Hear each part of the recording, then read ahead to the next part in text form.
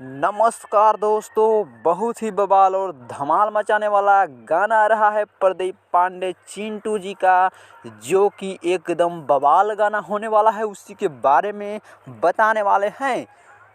तो सबसे पहले गाना के बारे में बात करते हैं। गाना के नाम है इश्क ने पागल कर दिया। ये विवाह 3 मूवी का गाना होने वाला है और इस वीडियो में नज़र आने वाले हैं प्रदीप पांडे चिंटू जी और अमरपाली दुबे।